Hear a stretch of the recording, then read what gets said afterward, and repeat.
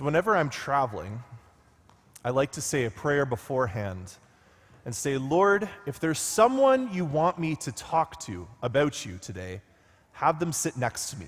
Anytime I'm on a plane or a train or a bus and I know I'm going to be sitting beside a stranger for a while, that's the prayer that I make. And it's amazing how many times the Lord answers that prayer. A little while ago, I was flying somewhere and I actually messed up my ticket, and I went into the wrong row and sat in the wrong seat. And the stewardess came by and I explained, hey, I think I'm in the wrong seat. And she was like, you know what? The other guy's happy, you're happy. I just want to get this thing in the air. Let's go. I'm like, I like you. This is perfect. So she didn't kick me out of my seat. And the lady beside me saw that I was wearing a Roman collar. She saw that I was some kind of clergy. And so we started talking about faith. And she had been raised a Christian, but she no longer identified as Christian. In fact, she no longer believed in God. We had this whole conversation talking about how spirituality played a part in her life and all these different things. And at the end of the conversation, I said to her, I think God set up this conversation. And she said, well, I don't believe in God. I'm like, yeah, I know, I remember. But I still think God set it up. And she said, well, I don't think God set it up, but I do think that the universe set it up. I was like, oh, okay, tell me more. And she said, well, I think that the universe wanted us to talk together because the universe wanted me to have this conversation because the universe cares about me kind of reaching my peak. And I also think that the universe somehow got you to look at your ticket the wrong way. And I said to her, can I just point out one little thing? I was like, universes don't care about anyone. Universes can't set up conversations. Universes aren't pulling the strings behind the scenes. I said, people do that. People care. People set up conversations. People have this will to do things. And I said, even though you don't believe in God, your description of the universe is this personal being that cares for you. And I just want you to know that's what I'm talking about when I say God, this personal God who wants a relationship with you.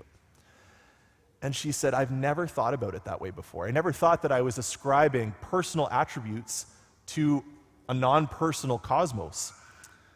And she said, I'm going to have to think about this a little bit more. Now, I mention this story because she was searching for God. She might not have used those exact words, but she was. And I, for my part, I was trying to share my faith with her, but ultimately, it was God himself who was setting up the conversation because he was searching for her. And I think that sometimes we can think that our search for faith is solely dependent on myself, on my own efforts, on what I'm doing to search for God. Maybe you recognize at some point in your life that you weren't satisfied with earthly things. Even though they were good, you realized, look, everyone around me seems to have this spiritual connection with God that I don't have. This is something that I can't relate to, and I need to figure it out. I need to figure out who God is and what my relationship is with him. I do a lot of funerals as a priest, and in moments of loss, I find that people often begin to realize that they have this need for God. Sometimes it takes a death in the family for them to start searching for this faith that they left behind years ago. Or also as a priest, sometimes people come up to me with all kinds of crises going on in their life. Maybe they've hit rock bottom with an addiction, or their family is falling apart, or they're losing their job. There's some sense that their security is gone, and so in desperation, they're reaching out to someone for help. And so they begin to search for God. But sometimes we're not searching for God ourselves, but rather we're looking out and we're seeing other people that we know need God. And in this case, it can become a stress or a pressure for us to have the right words, to have the right approach, to bring back family or friends who have wandered away from their faith or maybe never had faith to begin with. And throughout this, there's this common thread of us thinking that it all depends on what I do, right? Either I need to find God through my own research and prayer, or I'm convinced that it's completely up to me to bring people to Jesus who I so desperately want to know him. Well, what if we're missing a key component of how this whole search for faith is actually supposed to go? Because the disciples of John the Baptist that we heard about in our gospel today, they are actively searching for the Messiah. They are on the lookout, right? They're searching the scriptures. They're looking for clues. They're following John the Baptist. And John has said, I'm not the Messiah, but I am preparing the way for him. So they're thinking, okay, if we stay right here with John, we're going to see the Messiah eventually. And then John the Baptist, who is Jesus' cousin, he sees Jesus walking by. Jesus walks by, and he points out at Jesus, and he says, look, here is the Lamb of God. Like, it doesn't get much more obvious than that, right? John the Baptist is literally pointing him out to them. Look, here's the Messiah that you've been looking for. And the disciples are like, okay, we found him. Let's go. Let's go follow Jesus now. So they start following Jesus, and Jesus turns to them, and he asks this question, what are you looking for? Now, it might just be my read on this passage, but I think Jesus knows exactly what they're looking for. Okay, I think Jesus is actually playing dumb here. I think he knows exactly what he's doing. He knows who his cousin is. He knows that John the Baptist has gathered this group of followers that are looking for the Messiah. And Jesus just happens to stroll by. He knows that John the Baptist is going to point him out. He's scouting. He's searching for followers. And he's drawing it out of them. And finally, when they come to him, he's able to say to them, come and see. Inviting them into this relationship with him. Come and see where I live. Come and see where I stay. Come and follow me. Come and travel with me. Come and work with me. And so, yes, they were looking for the Messiah, and they found him. But the amazing thing is that the Messiah was searching for them too. And later on, one of them, Andrew, he goes to find his brother, Peter. And he says, we have found the Messiah. It's like, I found the Messiah. I was looking for him. I'm coming to tell you all about it. But his brother Simon, he's not looking. He's a fisherman. He's just doing his daily work.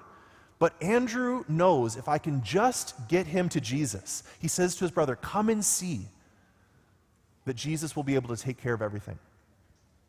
So Andrew ends up bringing Simon to Jesus. And Jesus looks at him and says, you are Simon, son of John. You are to be called Cephas. And Cephas means rock. It's the same, Peter means rock as well. There are two different languages to say the same thing, which is a really weird way to greet someone, if you think about it. Right? Jesus meets Simon, he says, I know who you are. You are Simon, son of John, and you are going to be called the rock. Because Jesus isn't surprised to be meeting Simon. He's been searching for him too. He's been waiting for him to come because he's got big plans for him. Simon doesn't know what Jesus has in store, but Jesus does. Jesus knows this man is going to be the one who I'm going to choose to lead my church on earth. He's going to be the rock that I'm going to build my church on.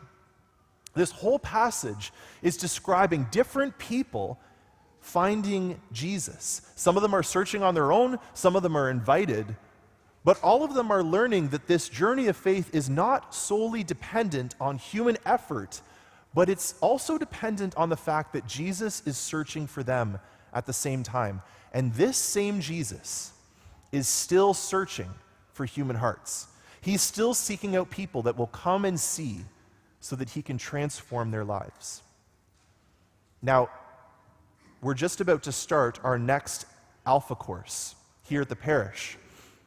And I want to invite you to come and see what it's all about. Because there are many different ways for people to encounter Jesus. But one of the main ways that we help people meet Jesus here at the parish is through this Alpha course. And Alpha is just a chance for people to meet once a week for 10 weeks. They listen to a talk about faith, either live and in person or through a video. They have some food together, and they discuss the video with their small group. They talk about it with each other and try to answer those deep questions in life. And many people at our parish have taken Alpha as a way to go deeper in their relationship with Jesus. In fact, if you've taken Alpha, can I just get you to raise your hand and keep it up? Keep it up. Okay. If you haven't done Alpha, look around. See how many people here have done this. Okay? You can put your hands down. There's a reason that we promote it so much, because we know how helpful it is for people to meet Jesus through it. And I actually want to show you a video right now of a guy who took Alpha this fall so that you can see the great impact that it made on his life. My name is Jack Fleming. I'm 22 years old from Clayton Park, Halifax. I started going to St. Benedict's when I was very young. Actually, when it opened in 2011, I came from St. Lawrence with my family. When I was younger, initially going to church, I strongly disliked it. I'd have to be, every morning, Sunday mornings, I'd sleep in and I tried to make our family miss Mass. And I really just didn't want to be there the whole time. I don't have any memories of ever paying attention to anything that was really said.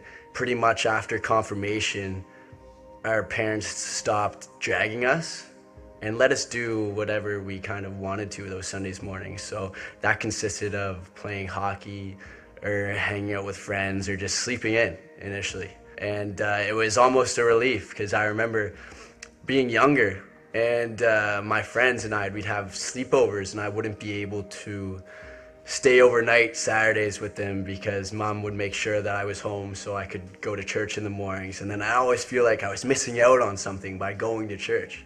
I felt like it was taking away from my life.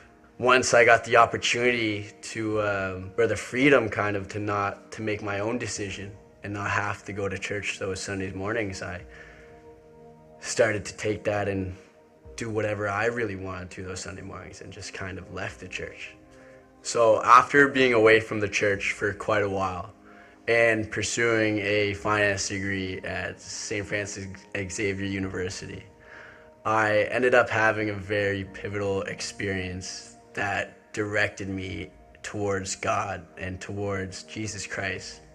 When I first came home from St. FX, I had this struggle of loneliness.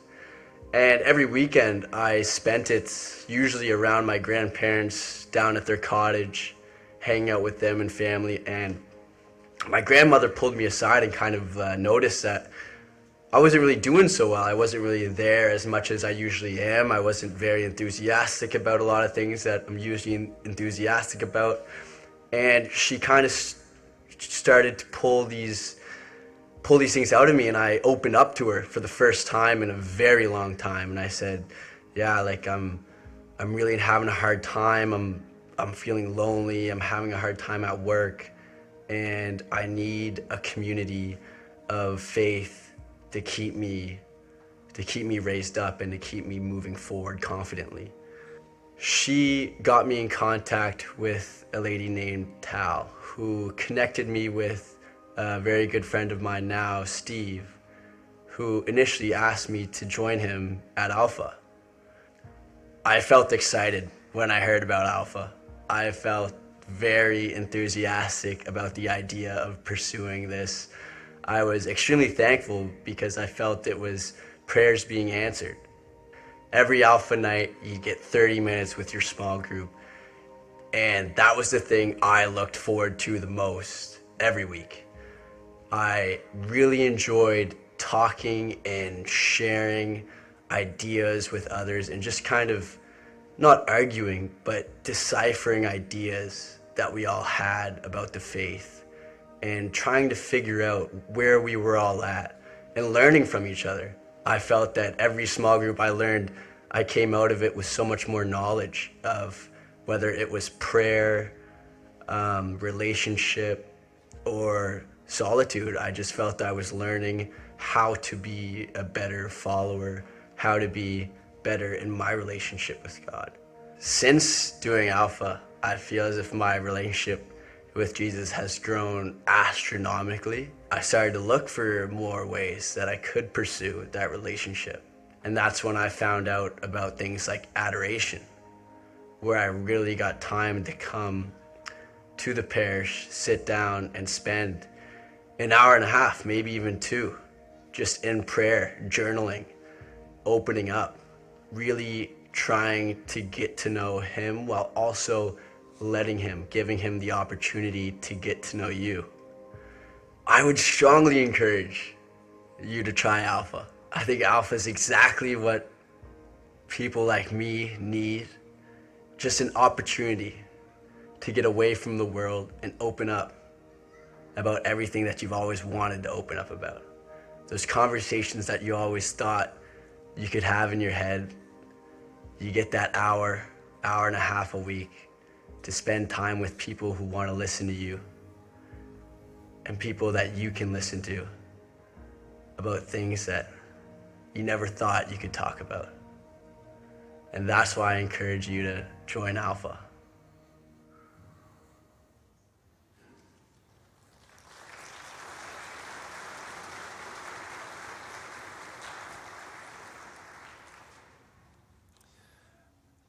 Man, I love Jack. He's so great. And in many ways, like, I think all of us, we all know a Jack, right? Maybe you are a Jack. But Jack is like those first two guys from the gospel who were searching for Jesus. They were just waiting for someone to show them the way. And Jack's grandma and Tal and Steve, these people were like Andrew for him. They were people that already had met Jesus, already knew him, and were saying, come and see. Come and see. Let him transform your life like he's transformed mine. And of course, through it all, it's Jesus who is searching for the human heart. He was searching for Jack. He was hunting him down. He loved him. He had mercy on him and compassion on him. And this is the heart of God towards the whole world. And so what about you? What is Jesus inviting you to do? Maybe you've been wondering if there's more to life than this. Maybe you're thinking, I'm a lot like Jack. I find church boring too. I don't get it. I don't know why I'm here. To be honest, I'm tempted to leave sometimes and just go and do my own thing on Sundays. Why not try Alpha and take a leap of faith? Maybe what happened to Jack could happen to you. Registration is open now. You can register at the parish at stbenedict.ca/alpha. It starts January 24th, Wednesday night from 7 to 9 here at the church. Why not give it a try? Or maybe you know someone who is struggling with their faith, and you can be their Andrew. You can be the one that goes up to them. It's the exact same invite he said. Come and see. No pressure, no arguing, just an invitation. Come and see what Jesus can do for you. He wants to use you to reach people in our parish who aren't in our seats yet. He wants to use you to give you the courage to step out, invite someone to Alpha so that they can experience the Lord who has been searching for them.